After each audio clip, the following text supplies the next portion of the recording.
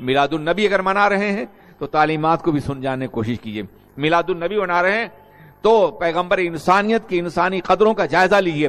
میلاد پاک صرف اس کا نام نہیں ہے. آپ جلوس نکال لیں, بےہودگی کریں, ڈی جے بجائیں, رقص و سرود کریں, ناچتے ہوئے نظر آئیں, یہ توہین ہے میلاد کی, یہ توہین ہے سرور کائنات کے ذکر کی, یہ توہین ہے ولادت مصطفیٰ کی. انسلٹ کر رہے ہیں آپ, کوئی کام نہیں کر رہے ہیں بلکہ جہنم بول لے رہے ہیں, اللہ کا عذاب لے رہے ہیں.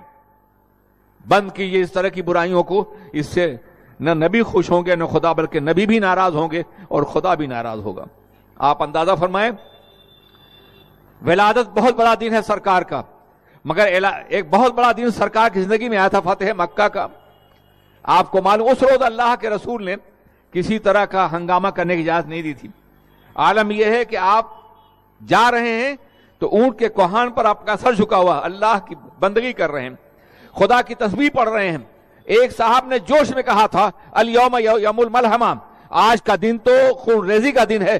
تو اللہ کے رسول نے ان سے قیادت کا جھنجا چھین لیا اور فرمایا نہیں, الیوم یوم المرحمہ, آج کا دن تو رحمت کا دن ہے, آج کا دن تو پیار کا دن ہے.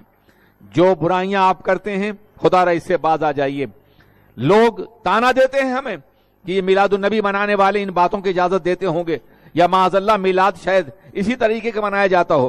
ہم نے یورپ میں اس طرح کی رسم رکھی, وہاں ڈی جے نہیں بجانے دیتے, ہم وہاں ناچنے نہیں دیتے, وہاں کودنے نہیں دیتے, بلکہ میلاد کا جلوس نکلتا ہے برمنگھم میں, مانچسٹر میں نکلتا ہے, اسی طرح سے یورپ کے مختلف ملکوں میں نکلتا ہے. آپ کبھی ٹی وی پر دیکھ سکتے ہیں, ہالینڈ میں نکلتا ہے. لوگ سلام پڑھتے ہوئے جاتے ہیں, سر جھکائے ہوئے جاتے ہیں. کچھ کتابچے انگلش اور ڈچ میں ہوتے ہیں, جرمن میں, جو غیر مسلموں کو تقسیم کرتے ہیں, اور ایک مٹھائی اور ایک پھول ہر غیر مسلم کو تقسیم کیا جاتا ہے, اور رسول پاک کی رحمت اور ان کی حیات کا تذکرہ ہوتا ہے. ہم نے میلاد کا خود وہاں رواج دیا ہے. وہاں نئے نئے لوگ آ رہے ہیں, لیکن جانتے اس کی برکت کیا ہے؟ اس کی برکت یہ کہ پورا معاشرہ ایک منظم اور باوقار معاشرہ ہے. یہاں سے زیادہ آزادیاں ہیں وہاں, یہاں زیادہ گناہ ہیں وہاں, یہاں زیادہ آوارگی ہے وہاں, یہاں زیادہ بے پردگی ہے وہاں, لیکن ایک عورت بے پردہ نظر نہیں آئے گی. ایک بھی آزادی کا کوئی کام وہاں نہیں ہوگا. لوگ میلاد کو میلاد کی طرح سے مناتے ہیں, ذکر رسول کرتے ہیں. ایک لٹریچر ہوتا ہے, پمفلٹ ہوتا ہے جس میں حضور کی سیرت ہوتی ہے, ڈچ میں, انگلش میں, جرمن میں اور زبانوں میں تقسیم کیا جاتا ہے.